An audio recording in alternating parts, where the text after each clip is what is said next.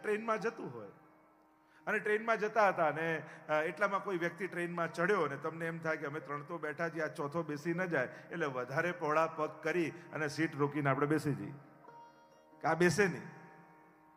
એટલામાં આપણા ખોળામાં 6 મહિનાનું આપણું બાળક અચાનક તાવ ચડવા લાગ્યું, ઉલટીઓ થવા લાગી, બીમાર થવા લાગ્યો, એકદમ એની તબિયત બગડવા લાગી. એટલે જેને બેસવા નહોતો દીધો એ વ્યક્તિએ કહ્યું કે હું પીડિયાટ્રિશિયન છું, બાળકોનો ડોક્ટર છું, લા હું ચેક કરી આવું. તુરંત એણે બાળકને તપાસ્યું, એક ગોળી પોતાના બેગમાંથી કાઢીને આપી કે આને ખવડાવજો, હમણાં 2 કલાકમાં તાવ ઉતરી જશે. અને તમને ખબર પડી આ ડોક્ટર છે, આ તુરંત ખસી જાઓ, આવો આવો બેસો બેસો બેસો. એને બેસી ન શકે એ રીતે જગ્યા રોકીને બેસી ગયા હતા. જ્યારે મહાત્મ જ્ઞાન નહોતું, પણ મહાત્મ જ્ઞાન થયું કે આ ડોક્ટર છે, તુરંત જગ્યા કરી આપી. આપણામાંથી એક જણ ઊભો થઈ જાય, ચલો હું ઊભો છું, તમે બેસો. વિવેક ક્યારે આવ્યો? જ્યારે મહાત્મ જ્ઞાન થયું. એમ પોથી રૂપે દેખાતો આ ગ્રંથ એમ લાગે જેમ બીજા પુસ્તકો છે એમાં બીજું એક પુસ્તક છે. એમ તો શાસ્ત્રોમાં ભગવાનની 8 પ્રકારની પ્રતિમાઓનું વર્ણન કર્યું. શૈલી, દારૂમયી, લૌહી, લેપ્યા, લેખ્યા ચ સૈકતી, મનોમયી, મણિમયી પ્રતિમા અષ્ટવિધા સ્મૃતા. 8 પ્રકારની ભગવાનની પ્રતિમાઓનું વર્ણન શાસ્ત્રોમાં છે. શૈલી શિલાની, લૌહી ધાતુની, લેપ્યા એટલે લીપેલી, આપણે બેઠકજી લીપીને બનાવીએ, લેખ્યા લખેલી. તેમાં 8 પ્રકારની પ્રતિમાઓનું વર્ણન છે. શ્રીમદ ભાગવત એ વાંગમય રૂપ છે, વાણીમય રૂપ છે. તો પદ્મ પુરાણ અંતર્ગત 6 અધ્યાયમાં મહાત્મ્યનું વર્ણન કરવામાં આવ્યું. આવો પ્રવેશ કરીએ મહાત્મ્યની કથામાં. 2 સ્થાનમાં મહાત્મ્યનું વર્ણન છે, એક 4 અધ્યાયમાં સ્કંદ પુરાણમાં અને 6 અધ્યાયમાં પદ્મ પુરાણમાં. પણ એક પરંપરા એવી છે કે પદ્મ પુરાણ અંતર્ગત 6 અધ્યાયમાં મહાત્મ્યનું વર્ણનનું ગાન કરવામાં. आइए प्रवेश करते हैं महात्मा की कथा में. અને મહાત્મામાં પ્રવેશ કરતા શ્રી વ્યાસજી પહેલા જ શ્લોકમાં મંગલાચરણ કરે છે. 6 અધ્યાય એટલા માટે કે આ ભગવાનની કથા છે. ભગવાન કોને કહેવાય? ધન જેની પાસે હોય એને ધનવાન કહેવાય, યશ જેની પાસે હોય યશવાન કહેવાય, એમ ભગ જેની પાસે હોય એને ભગવાન કહેવાય. તો ભગ કોને કહેવાય? તો કે ઐશ્વર્ય, વીર્ય, યશ, શ્રી, જ્ઞાન અને વૈરાગ્ય, આ ષટગુણને ભગ કહેવાય. અને આ ભગને જે ધારણ કરે એને ભગવાન કહેવાય. આ 6 ગુણ પરમાત્મામાં છે. અને ઘણીવાર આપણે સાંભળતા પણ હોઈએ ઐશ્વર્ય. ઐશ્વર્ય એટલે શું? ઈશ શાસને મતે. ઈશનો અર્થ થાય શાસન, અને ઈશ પરથી બને ઐશ્વર્ય. ભગવાનના શાસનમાં કોઈ કમી નથી. ભગવાને જે સર્જ્યું છે, જેનું સર્જન કરે છે, જેનું પાલન કરે છે, જેનો લય કરે છે, એ ભગવાન જે રીતે કરી રહ્યો છે એમાં કોઈ ખામી નથી. જે ખામી દેખાય છે એ આપણા સમજણની છે, આપણી બુદ્ધિની છે. વીર્ય, ઐશ્વર્ય, વીર્ય, બળવાન ભગવાન જેવો બીજો કોઈ નથી. યશ, ભગવાનનો યશ સર્વત્ર વ્યાપેલો છે. શ્રી, લક્ષ્મીજી તો ઠાકોરજીના ચરણમાં છે. જ્ઞાન, ભગવાન સર્વજ્ઞ છે. અને આ બધું હોવા છતાં ભગવાનમાં 6થો ગુણ છે વૈરાગ્ય. એને સોનાની દ્વારકા ડૂબાડતા અને સર્જતા નથી મોહ થતો, નથી ખેદ થતો. એ વૈરાગ્ય ગુણ પરમાત્મામાં છે.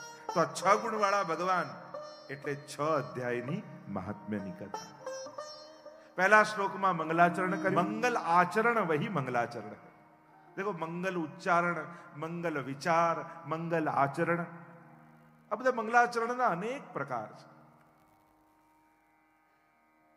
દિવસમાં નક્કી કરો.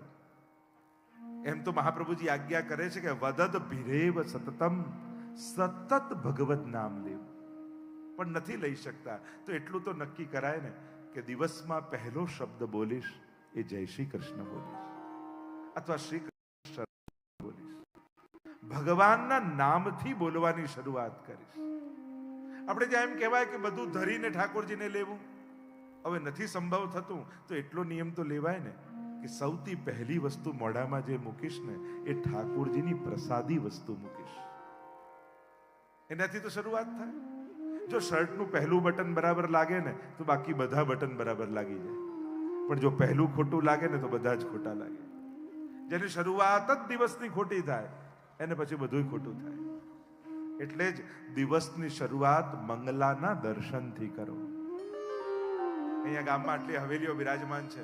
જ્યાં તમને ભાવ હોય, જ્યાં તમને શ્રદ્ધા હોય, જ્યાં તમને નિષ્ઠા હોય, ત્યાં જઈ મંગલાના દર્શનથી શરૂ કરો. જો મંગલાના દર્શન એટલે ઠાકોરજીના આશીર્વાદ લેવાનો સમય, કે પ્રભુ સવારે સવારે આપના આશીર્વાદ લેવા આવ્યો છું કે આજે આખો દિવસ આપને ગમે એવા કાર્યોથી થાય, વ્યતીત થાય. અને શયનના દર્શન એટલે આભાર માનવાનો સમય, કે સવારે મંગળામાં આશીર્વાદ લઈને ગયો તો શયનમાં આભાર માનવા આવ્યો.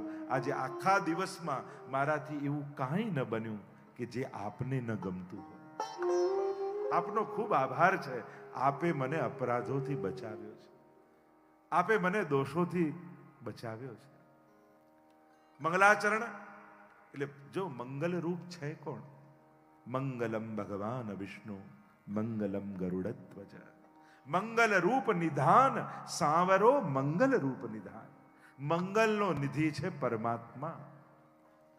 એને વંદનથી શરૂઆત કરો. અને એક મારા વાક્યને યાદ રાખજો, જેને પગે લાગવા જેવું છે એને નહીં લાગો તો ન લાગવા જેવા લોકોને રોજ પગે પડવું પડશે. એટલે જેને લાગવા જેવું છે ને રોજ લાગી લો, નહીં તો ન લાગવા જેવા અસમર્થ લોકોને આગળ કરગરવું પડશે.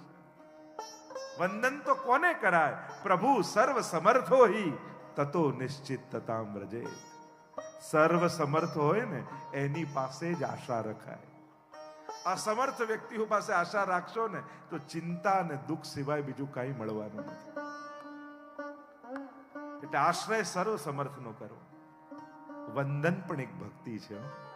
અહીંયા બેસેલાને દરેકને કહીશ, તમારા ઘરે જો ઠાકોરજી બિરાજતા હોય, ન બિરાજતા હોય તો હવેલીમાં પણ રોજ દંડવત ઠાકોરજીને જરૂર કરવા, વંદન જરૂર કરો. નવધા ભક્તિમાંની વંદન પણ એક ભક્તિ છે. અને વંદન કઈ રીતે કરવો એનો પણ પ્રકાર છે. રસ્તામાં મંદિર આવતું હોય ને હોર્ન મારીને જાઓ એને વંદન ના કહેવાય, એને તો અપમાન કર્યું કહેવાય. ઘણી વાર લોકોને એમ થાય, અને ધીમે વાગે તો પાછો જોરથી 2 વાર વગાડે કે સંભળાયું કે નહીં. હોર્ન વગાડવાને ક્યારે વંદન ન કહેવાય. વંદનનો પણ એક પ્રકાર છે. અરે જેણે 24 કલાક આપણને દિવસમાં આપ્યા એને 10 મિનિટ પગે લાગવા માટે 10 મિનિટ પણ ના આપી શકો. જે આટલું મોટું ઘર આપણને આપે છે એ ઘરમાં 2x2 નું ખાનું એને ના આપી શકો. અને આપણી જાતને આપણે વૈષ્ણવ કહીએ. જે 2 ટંક પેટ ભરીને આપણને જમાડે છે એને કટોરી મિશ્રી ન ધરી શકો તો આપણી જાતને કયા મોઢે વૈષ્ણવ આપણે કહીશું? જેને આટલા આટલા ઉપકાર આપણા ઉપર છે એનો આભાર માનવા માટે 5 મિનિટ ન કાઢી શકો તો પોતાની જાતને વૈષ્ણવ કઈ રીતે કહેશો? કરવાનું તો ઘણું છે. આપણે વાત કરીએ છીએ કે ઓછામાં ઓછું શું કરી શકીએ. એક વસ્તુ યાદ રાખજો, જ્યારે એણે આપ્યું ત્યારે આભાર નથી માન્યો તો લઈ લેશે તો ફરિયાદે કયા મોઢે કરવા જશો? ફરિયાદ કરવાનો અધિકાર પણ એનો હોય છે જેણે આપ્યું ત્યારે આભાર માનવા ગયો. કયા મોઢે કહેવા જશો કે કેમ લઈ લીધું, મારી સાથે કેમ આમ? રોજ અરે કોઈ ટીવી આપે ને 10 વાર થેન્ક યુ કહો છો, પણ આંખ આપી એને ક્યારે થેન્ક યુ નથી કહેતા. કોઈ કાર આપે તો 100 વાર થેન્ક યુ કહો, પણ એને હાથ પગ આપ્યા એને ક્યારે આ થેન્ક યુ કહ્યું નથી, એનો ક્યારે આભાર માન્યો નથી. જેણે થોડી મદદ કરી હોય એને જિંદગી ભર એના આભાર ને ઉપકાર માનતા રહીએ, પણ જેણે જીવન આપ્યું એનો તો ક્યારે ઉપકાર માન્યો નથી. ચિંતન કરજો, વિચાર કરજો. મંગલાચરણથી શરૂઆત થઈ છે અને પ્રાય આપણે ત્યાં શાસ્ત્રોમાં, ગ્રંથોમાં આ એક વિવેક છે કે કોઈ પણ ગ્રંથની શરૂઆત થતી હોય તો 2 કારણથી મંગલાચરણ થાય. એક, જે ગાવા જઈ રહ્યા છે એમાં કોઈ વિક્ષેપ ના આવે, એ સંપૂર્ણ રૂપે સુંદર રીતે પૂર્ણ થાય. અને બીજું, આ ગાયને જે ફલ પામવા ઈચ્છીએ છે એ ફલ પ્રાપ્તિમાં કોઈ વિઘ્ન ના આવે એટલે મંગલાચરણ કરે. શાસ્ત્રોમાં 3 પ્રકાર મંગલાચરણના બતાવ્યા. એક નમસ્કારાત્મક, બીજું આશીર્વાદાત્મક અને ત્રીજું વસ્તુ નિર્દેશાત્મક. ઘણા મંગલાચરણ એવા હોય શાસ્ત્રોમાં જેમાં પ્રભુને વંદન કર્યા હોય, નમસ્કાર કર્યા હોય. ઘણા મંગલાચરણ એવા હોય કે જેમાં આશીર્વાદની આકાંક્ષા રાખી હોય, અને ઘણા મંગલાચરણ એવા હોય કે જેમાં એ ગ્રંથનો જે હાર્દ હોય એનો વસ્તુ નિર્દેશ કર્યો. તો ચર્ચાઓ ઘણી છે. સંસ્કૃત સાહિત્ય તો અગાધ છે. મંગલાચરણ કરતા વ્યાસજીએ પ્રભુના સ્વરૂપ, સામર્થ્ય અને સ્વભાવનો પરિચય કરાવ્યો. પ્રભુની આકૃતિ, પ્રકૃતિ અને કૃતિ ત્રણેયનો પરિચય કરાવ્યો. તમે જેની ગાથા સાંભળવા જઈ રહ્યા છો એ પ્રભુ છે કોણ, એનું સ્વરૂપ કેવું છે, વર્ણન કરતા વ્યાસજી બોલ્યા, सच्चिदानंद रूपाय। देखो महत्व का शब्द है यहाँ पे रूपाय। यहाँ कोई निराकार ब्रह्म की आराधना नहीं बताई, અહીંયા કોઈ નિરાકાર બ્રહ્મની ઉપાસનાની વાત નથી. રૂપાય, મહાપ્રભુજીનું નામ છે ને સાકાર બ્રહ્મવાદૈક. આપણે બધા અહીંયા જેટલા બેઠા છીએ એ બધા જ સાકાર બ્રહ્મના ઉપાસક છીએ. ઘણી વાર ભગવાન વિશે આપણે સાંભળતા હોઈએ. કોઈ એમ કે કણકણમાં ઈશ્વર છે, કોઈ એમ કે તમારી અંદર ઈશ્વર છે, કોઈ એમ કે તમે જ ઈશ્વર છો, અને કોઈ એમ કે તમે જેની સેવા કરો છો એ ઈશ્વર છે. તો આમાં સાચું શું? તો કે આ બધું જ સાચું છે. પણ ગીતાજીને પૂછીએ, ગીતાજીમાં ભગવાન સમજાવે છે, યસ્માત અક્ષરમતીતો અહમ અક્ષરાદપી ચોત્તમ અતોસ્મિ લોકે વેદે ચ પ્રથિત પુરુષોત્તમ. ક્ષર, અક્ષર અને પુરુષોત્તમ, આ ત્રણેયની વાત એ તો જેમ આગળ ચર્ચા નીકળશે એમ આપણે કરીશું. અહીંયા રૂપાયની વાત છે. ભાગવતમાં કેવું ભગવાન છે, જેનામાં મન લગાડવું ન પડે, જેને જુઓ તો મન એનું થઈ જાય, એવા રૂપવાળા ઠાકોરજી છે. એની એક એક લીલાઓને તમે જોશો, એવો સુંદર છે. જો આપણે મર્યા પછી ભગવાન મળશે એવા ઉદ્ધારના વાયદાઓમાં નથી જીવતા. પુષ્ટિ માર્ગ તમને ઉદ્ધારનો વાયદો નથી કરતો. બધે જ તમને ઉદ્ધારના વાયદા મળશે. મર્યા પછી આ લોક મળશે, મર્યા પછી અહીંયા ગતિ થશે, મર્યા પછી અહીંયા જવાનું. હવે મર્યા પછી કોણ પૂછવા ગયું કે ક્યાં ગયા બાપુજી? અને યદ ગત્વા ન નિવર્તન્તે તદ્ધામમ પરમમ મમ. આ ગયા એ કોઈ આઈને કહેતા નથી કે હું અહીંયા છું. અને કદાચ આવી જાય ને સ્વપ્નમાં તો વિધિ કરવા લાગીએ કે હજી ગયા નથી લાગતા બરાબર. સ્વપ્નમાં જો દેખાઈ જાય ને કોઈ પૂર્વજ, તોય લોકોને ચિંતા થઈ જાય કે આ બરાબર ગયા નથી. કાંઈક વિધિનો એવો ધક્કો મારો કે પહોંચી જાય. તો કોઈ ગયું એ કહેતું નથી, અને છે ને જવાની વાત કરીએ છીએ.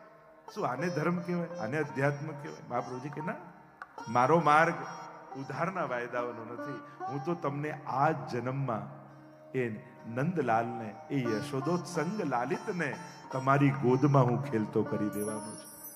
મારે તમને ગોલોકમાં નથી મોકલવા, મારે તો ગોલોક તમારા ઘરમાં પ્રગટાવવું છે.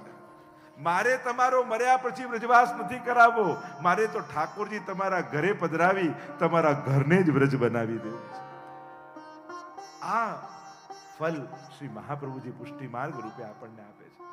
એટલે અહીંયા ઉદ્ધારનો વાયદો નથી કે મર્યા પછી તમને યશોદાનું સુખ મળશે, મર્યા પછી તમે રાસમાં પ્રવેશ કરશો.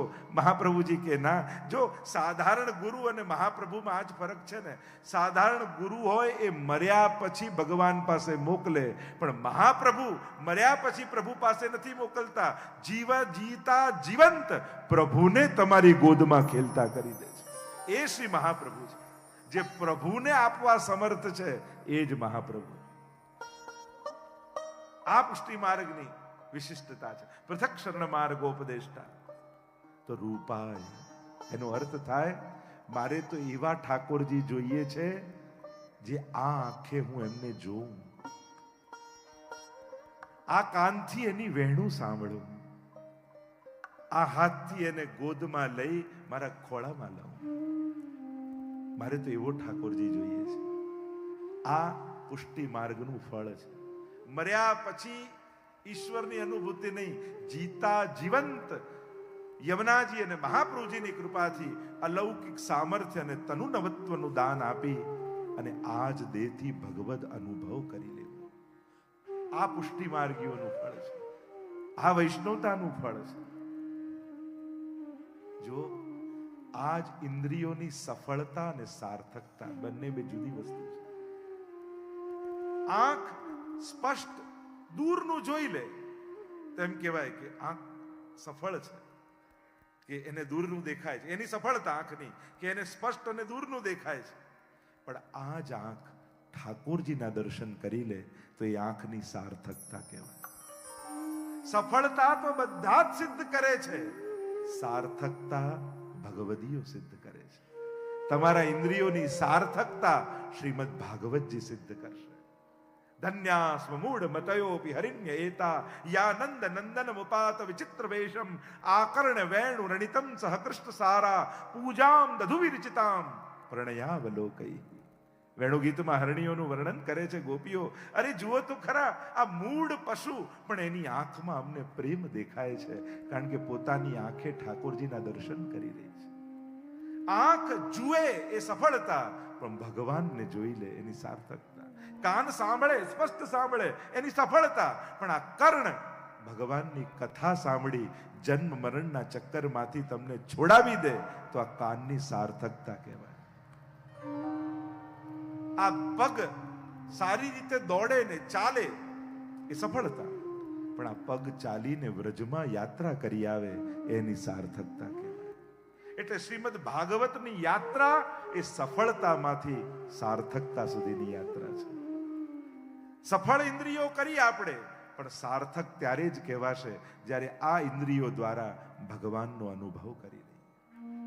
અને જેના જેના ઘરે ઠાકોરજી બિરાજે છે, હું ગેરંટી સાથે કહું છું, દરેકનો ભલે નાનો તો નાનો પણ પ્રભુ સાથેનો એક સ્વાનુભાવ ચોક્કસ હશે.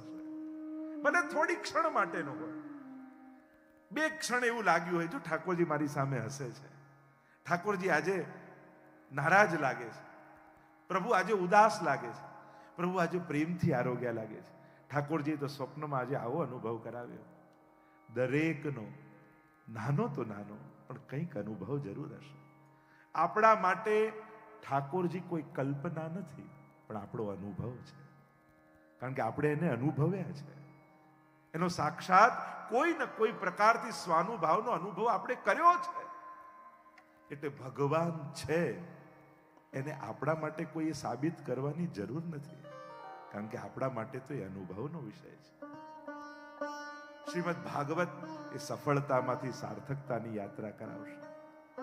તો રૂપાય, આપણે તો એ રૂપવાળા ઠાકોરજીની કથા સાંભળવાના, પણ એ રૂપ અને સ્વરૂપ આ બંનેમાં ફરક છે. ઠાકોરજીના રૂપની ચર્ચા કરો તો કે શ્યામ વર્ણનો છે, વાંકળિયા કેશ છે, કમળની પાંખુડી જેવી નેત્ર છે, આજાન બાહુ છે, વિશાળ વક્ષસ્થળ છે, સુંદર વર્ણન કરી શકાય. એ રૂપ અને સ્વરૂપ કેવું? જો ત્રણ જ્ઞાન પ્રભુ વિષયક દરેકને હોવા જોઈએ: મહાત્મ જ્ઞાન, સ્વરૂપ જ્ઞાન અને તત્વ જ્ઞાન. આ ત્રણ જ્ઞાન થાય તો કહેવાય કે મેં ઠાકોરજીને જાણ્યા. શ્રીમદ ભાગવત એટલે ભગવાનને સમજવાનો અવસર. ભગવાનને જોવા માટે તો આપણે કલાકો લાઈનમાં ઉભા રહીએ, ઠાકોરજીના દર્શન થઈ જાય, ઠાકોરજીના દર્શન થઈ જાય, પણ જેને જોવા માટે કલાકો લાઈનમાં ઉભા રહ્યા એને સમજવા માટે ક્યારે 10 મિનિટ પણ ન કાઢી. ઘણાને તો ગીતાજી ને ભાગવતજી જુદા એ ખબર ન હોય. અચ્છા, તમારે ત્યાં ભાગવત કથા ને પેલા અર્જુનને ભગવાને ઉપદેશ આપ્યો એ જ ને? અરે એ નહીં, એ તો ગીતાજી કહેવાય. શ્રીમદ ભાગવત જેમાં પરીક્ષિતની કથા આવે છે, સુખદેવજીની કથા આવે છે, તો આ ભેદ પણ મૂળતઃ આપણને ખ્યાલ ન હોય. અને એટલે જ ભગવત કૃપાથી હમણાં થોડા મહિનાઓથી એક અભિયાન ઉપાડ્યું છે ગ્રંથોત્સવના નામથી. ઘેર ઘેર ગ્રંથ, ભાગવતજી, ગીતાજી, 16 ગ્રંથ હજારો ઘરોમાં વિશ્વભરમાં નિઃશુલ્ક અમે પહોંચાડ્યા છે. અને હજી 2 વર્ષ સુધી આ અભિયાન ચાલવાનું છે. અને ઠાકોરજી કૃપા કરશે તો જેતપુરમાં પણ એ અભિયાન થશે. ઘર ઘરમાં એ ગ્રંથ બિરાજ. દરેક વૈષ્ણવના ઘરમાં 3 ગ્રંથો હોવા જ જોઈએ: શ્રીમદ ભગવદ ગીતા, શ્રીમદ ભાગવત અને 16 ગ્રંથ અને અષ્ટસખાની વાણી. આટલા તો દરેકના, ભલે વાંચતા નહીં પણ વસાવો તો ખરા. કારણ કે ક્યારેક એવો મનમાં વિચાર આવે તો ઘરમાં ગ્રંથ હોય તો ખોલીને વાંચવાની ઈચ્છા થાય. વિચાર આવે ને તમે વાંચી શકો. એની પર ચર્ચા આગળ કરીશું. તો રૂપાય, રૂપ અને સ્વરૂપ, આનું પણ ભેદ છે. તો વ્યાસજી ભગવત સ્વરૂપને સમજાવતા કહે છે મારા ઠાકોરજી કેવા છે? બોલ્યા સચ્ચિદાનંદ રૂપાય, સતરૂપ, ચિદરૂપ અને આનંદ રૂપ. સત કોને કહેવાય? ના સતો વિદ્યતે ભાવો, ન ભાવો વિદ્યતે સત. જેનો ક્યાંય અભાવ ન હોય એ જ સતતત્વ પરમાત્મા છે. પ્રત્યેક કણ અને પ્રત્યેક ક્ષણમાં ભગવાન છે. એમ કહી શકાય કે 5000 વર્ષ પહેલા કૃષ્ણ હતા અને આજે નથી? ના, એ તો સદાય છે. આજ ભગવાનનું સતતત્વ છે. અને એટલા માટે દરેક કણમાં ઈશ્વર છે. જો તમારા સત્કર્મો યા તમારા પાપ બંને ઠાકોરજી જુએ છે. એટલે એમ ન વિચારતા, કારણ કે પાપ માણસ ક્યારે કરે? જ્યારે એને એમ થાય કે અહીંયા કોઈ જોનારું નથી, ત્યારે માણસને પાપ માટે સાહસ આવે છે. ભાગવત કહે એ તો કણ કણમાં ને ક્ષણ ક્ષણમાં છે. એને જોવા માટે એને પ્રગટ થવાની જરૂર નથી. એ તમારી આંખે તમારા કર્મોને જોઈ રહ્યો છે. આ કોઈ પાપી સાંભળે તો એને દુઃખ થાય, એને એમ થાય કે અરે મારા પાપને જુએ છે. પણ કોઈ પુણ્યશાળી સાંભળે તો એને આનંદ થાય, મારા સત્કર્મોને કોઈ જુએ ન જુએ, મારો ઠાકોરજી જોઈ રહ્યો છે. એક વસ્તુ યાદ રાખો, ભીડમાં તો બધા સારા થઈને બેઠા હોઈએ. પવિત્ર વ્યક્તિ કોને કહેવાય? જેનું એકાંત પવિત્ર હોય, જ્યાં કોઈ જોનારું ન હોય, કોઈ દેખનારું ન હોય, કોઈ પૂછનારું ન હોય, કોઈ ટોકનારું ન હોય, કોઈ સમજાવનારું ન હોય, છતાંય એની પવિત્રતા અકબંધ હોય ને, એ જ વ્યક્તિ સાધુ છે, એ જ સંત છે, એ જ મહાપુરુષ છે. અને એટલા માટે વૈષ્ણવોના એકાંત પવિત્ર હોય છે. અને બહુ મહત્વનું છે. જેને એ ભાન હોય મારો ઠાકોરજી મને જોઈ રહ્યો છે, અને એ વાતનો ભય નહીં, એને આનંદ હોય. મારા એક એક જપેલા નામને ઠાકોરજીએ સાંભળ્યું છે. મારા એક એક કરેલા સત્કર્મોને ભગવાને જોયું છે. આ દુનિયા જુએ ન જુએ, એ વખાણે ન વખાણે, એ પ્રશંસા કરે ન કરે, કોઈ વાંધો નહીં, મારા ઠાકોરજી મને જોઈ રહ્યા છે. જો ઉપરણો મળે તો આભાર માનજો કે ઠાકોરજી આશીર્વાદ મોકલાયા. કદાચ લિસ્ટમાં તમારું નામ ભૂલાઈ જાય તો એ દુઃખી ન થતા, મનમાં આનંદ કરજો, ઠાકોરજીએ મારી સેવા પોતાની પાસે રાખી લીધી, કોઈની આગળ છતી ન થવા દીધી. આ ભાવ, સમજણ સારી હોય ને તો વિપરીત સંજોગોમાં પણ આનંદમાં રહી શકાય. પણ સમજણ જ નબળી હોય ને તો સારા પ્રસંગોમાં પણ માણસ દુઃખી થઈને ઘરે પાછો આવતો હોય. જો ને બધાને આગળ કર્યા, હું તો પાછળ રહી ગયો, બધાના નામ બોલાયા ને મારું જ ભૂલાઈ ગયું, પેલાએ મને આગળ કર્યો ને પેલાને આગળ કર્યો. લોકો એમાંય રાગ દ્વેષ લઈને આવે. એક વસ્તુ મારી યાદ રાખજો જીવનભર, જ્યારે પણ કોઈ અલૌકિક સ્થાને, અલૌકિક કાર્યોમાં, અલૌકિક વ્યક્તિ કે પ્રભુની પાસે ઊભા હો, ત્યારે લૌકિક વ્યવહારની ક્યારે આશા ન રાખતા. લૌકિક જગ્યાએ જાઓ ત્યાં લૌકિક વ્યવહારની આશા રાખો, ઠીક છે. અલૌકિક સ્થાનોમાં, અલૌકિક વ્યક્તિ આગળ, અલૌકિક કાર્યોમાં ક્યારે પણ લૌકિક વ્યવહારની આશા નહીં રાખે. લો, અમે તો હવેલીમાં ગયા અને જે ચાનું ના પૂછ્યું, તો ચા પીવા આવ્યા હતા. ત્યાં શેના માટે ગયા હતા એનો વિચાર તો સમજીએ. જ્યારે જ્યારે અલૌકિક સ્થાનોમાં લૌકિક યશ, કીર્તિ યા લૌકિક વ્યવહારની આશા રાખશો ને તો લૌકિકતા પામીને આવશો. જ્યાં અલૌકિક ચિત્ત કરવા ગયા છીએ, મનની લૌકિકતાને દૂર કરી અલૌકિકતાનો અનુભવ કરવા ગયા છીએ, ત્યાં ક્યારેય લૌકિકતાની અપેક્ષા અને પ્રદર્શન નહીં કરવું. અને એ પણ વસ્તુ ધ્યાન રાખવી, જ્યારે પણ કોઈ અલૌકિક ધામમાં, તીર્થમાં, અલૌકિક તત્વો પાસે જાઓ, ત્યાં માણસોએ ઊભી કરેલી અવ્યવસ્થાને કારણે ભગવાન જોડે વેર બાંધીને નહીં આવું. લો અમે તો ગિરિરાજજી ગયા ને વ્રજમાં ગયા ને ત્યાં તો બધાનો આવો વ્યવહાર ને આવું ગંદુ નામ હતું ના, હવે તો ગિરિરાજજી જવું જ નહીં. અરે ગિરિરાજજી શું બગાડ્યું છે? એ અવ્યવસ્થા છે એ તો માણસની છે. અમે તો નાથ દ્વારા ગયા ને ત્યાં તો આવી ભીડ ને આમ હતું, હવે તો શ્રીનાથજી, અરે પણ શ્રીનાથજી શું બગાડ્યું છે? આ વ્યવસ્થા તો માણસની છે. માણસોએ બગાડેલી વ્યવસ્થાને કારણે તીર્થ અને ભગવાનની ક્યારે પણ નિંદા કરીને આવવું નહીં, અભાવ લઈને આવવું નહીં. કારણ આ બધી જ વ્યવસ્થાઓ માણસના હાથમાં છે અને એ સાચવી નથી શક્યો, એ પ્રોબ્લેમ છે. અરે હું તો કહું મંદિર આની નહીં, દુનિયાની જ વ્યવસ્થા જુઓ. દુનિયામાં એટલું અન્ન પાકે જ છે કે દરેકનું માણસનું પેટ ભરાય, પણ આ માણસની અવ્યવસ્થા છે કે ભૂખ્યા સુધી ભોજન પહોંચવા નથી દેતી. ભાવ ટકાવવા માટે લોકો અન્નને દરિયામાં નાખી દે છે, પણ ભૂખ્યાના પેટ સુધી પહોંચવા નથી દેતા. ભગવાન તો એટલું પકવે જ છે કે દરેકના પેટ ભરાય ને કોઈ ભૂખ્યો ન સૂવે. આ માણસે વ્યવસ્થા બગાડેલી છે એટલે ભૂખ્યા સુધી અન્ન પહોંચતા નથી, અને આરોપ ભગવાન પર આવે છે. શ્રી પ્રભુને પ્યારા શ્રી યમુનાજીના લાડીલા એવા રસિક સત્સંગી વૈષ્ણવોને જે શ્રીના આ વચનામૃત ગમ્યા હોય તો આ વિડીયોને લાઈક કરજો, શેર કરજો અને કમેન્ટ બોક્સમાં જય શ્રી કૃષ્ણ જરૂર લખજો. અને મારી ચેનલ શ્રી વલ્લભને સબસ્ક્રાઇબ કરવાનું ભૂલશો નહીં. સર્વે વહાલા વૈષ્ણવોને ભાવથી જય શ્રી કૃષ્ણ.